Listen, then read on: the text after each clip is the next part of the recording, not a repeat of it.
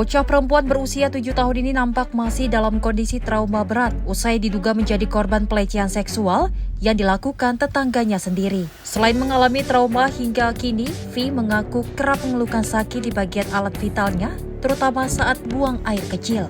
Rabu siang, Sekretaris RT setempat menyebut dugaan aksi pelecehan seksual itu terjadi pada tanggal 4 Juli kemarin saat korban V tengah berada di dalam rumah ayah angkatnya. Ironisnya, korban yang sejak kecil tak diketahui keberadaan orang tuanya dan tinggal bersama ayah angkatnya justru diduga menjadi korban pelecehan yang dilakukan oleh tetangganya sendiri. Geram mendengarkan kabar tersebut, ayah angkatnya bersama pengurus RT dan Karang Taruna setempat langsung melaporkan kasus itu ke Polres Metro Jakarta Pusat pada 6 Juli kemarin. Meski terduga pelaku sudah ditahan pihak kepolisian, namun mereka berharap hasil visum korban dapat segera diketahui agar polisi dapat menjerat pelaku dengan hukuman yang setimpal. Untuk yang saya tahu ini, ketika dapat laporan sudah booming dan laporan itu juga dari warga lain. Terus ketika kita telusuri, ternyata kasus ini sudah ditangani sama pihak yang mengaku-ngaku bekerja di lembaga sosial. Ternyata kita sebagai pengurus setempat dan pemuda setempat, kita minta follow up. Ternyata kasus tersebut masih ngambang. Akhirnya kasus itu kita tanganin sendiri. Kejadiannya tanggal berapa? Untuk kejadiannya itu sekitar tanggal 4. Cuman dia laporannya itu yang diketahui itu tanggal 6 Juli. 6 Juli. Iya. Terus untuk pelakunya sendiri?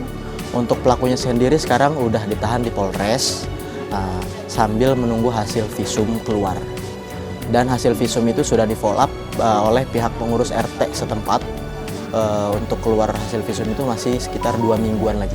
Prihatin dengan peristiwa tersebut, sejumlah wanita yang tergabung dalam Kongres Pejuang Perempuan Indonesia atau KPPI bersama korban dan pengurus RT hingga Karang Taruna setempat langsung mendatangi kantor Komisi Perlindungan Anak Indonesia di Jalan Teguh Umar Menteng, Jakarta Pusat.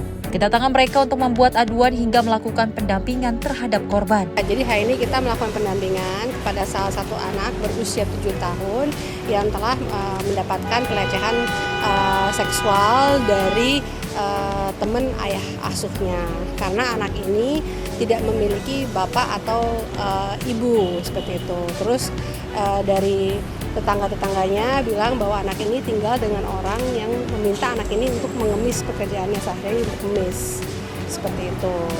Kalau kondisi orang tuanya sendiri, ayah ibunya ini kemana, bisa dijelaskan?